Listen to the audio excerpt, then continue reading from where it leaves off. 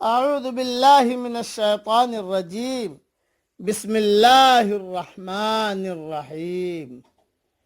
سورہ رعد کی دو آیتیں پڑھ رہا ہوں، آیت نمبر 28، آیت نمبر 29۔ الذین آمنوا وتطمئن قلوبهم بذکر اللہ، وہ لوگ جو ایمان لائے اور جن کے دل اللہ کی یاد سے مطمئن ہوتے ہیں۔ الا بذکر اللہ تطمئن القلوب، سن لو اللہ کی یاد ہی سے دلوں کو اطمینان حاصل ہوتا ہے۔ الذین آمنوا وعملوا الصالحات طوبی لہم وحسن مآب، جو لوگ ایمان لائے اور جنہوں نے اچھے کام کیے ان کے لیے خوشخبری ہے اور اچھا ٹھکانہ ہے۔ اللہ کے ذکر سے مراد عبادت ہے، تلاوت قرآن، نوافل اور دعا اور مناجات ہے، جو اہل ایمان کے دلوں کی خوراک ہے، یا اس کے احکام اور فرامین کی اطاعت اور بجا آوری ہے، جس کے بغیر اہل ایمان اور تقوی بے قرار رہتے ہیں، جس کے بغیر اہل ایمان و تقوی بے قرار رہتے ہیں۔ اور یہ جو لفظ آیا ہے طوبہ، آج کل لوگ طوبہ نام بھی رکھتے ہیں، فیکٹری کا نام طوبہ رکھ دیا، بیٹی کا نام طوبہ رکھ دیا، کسی دکان کا نام طوبہ رکھ دیا۔ تو طوبہ کے کیا معنی ہے وہ سن لیجئے۔ طوبہ کے مختلف معنی بیان کیے گئے ہیں۔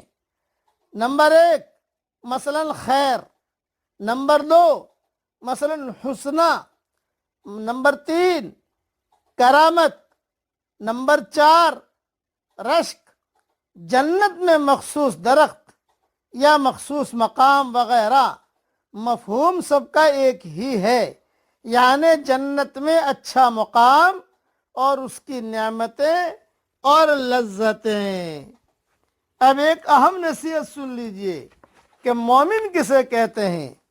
مومن وہ ہے جو سورج کو دیکھے تو اس کی روشنی میں خدا کے نور کو پالے، وہ آسمان کی وسعتوں میں خدا کی لامحدودیت کا مشاہدہ کرنے لگے، وہ پھول کی خوشبو میں خدا کی مہک کو پائے اور پانی کی روانی میں خدا کی بخشش کو دیکھے۔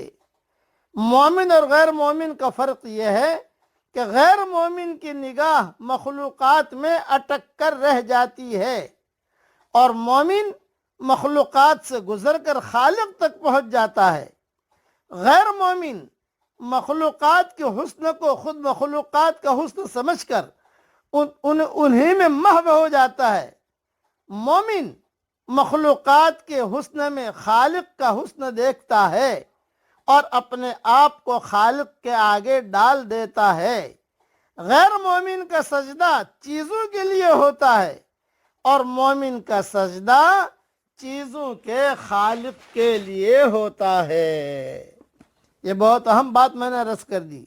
اس دنیا میں کامیابی صرف اس شخص کے لیے ہے جو خدا کے منصوبے کو مانے اور اس کے مطابق اپنی زندگی کو ڈھال لے۔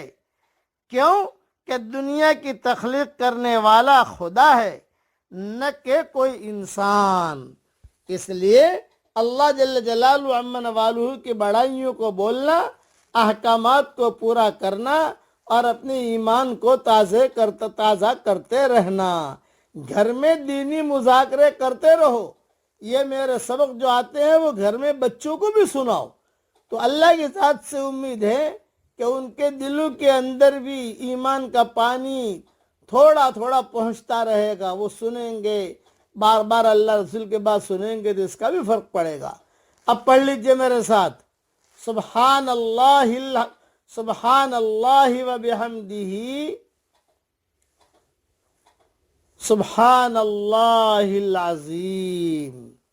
اللہ تعالی ہم سب سے راضی ہو جائے اور ہر فرد امت کی اجتماعی اور انفرادی پریشانیوں کو اللہ تعالیٰ دور فرمائے۔ اور اے اللہ جو مجھے اپنی دعاؤں میں یاد رکھے، میری ساری دعاؤں میں ان کا پورا پورا حصہ نصیب فرما، اور اپنے فضل و کرم سے ہماری دعاؤں کو قبول فرما۔ سبحان ربک رب العزت عما یصفون وسلام علی المرسلین والحمد للہ رب العالمین۔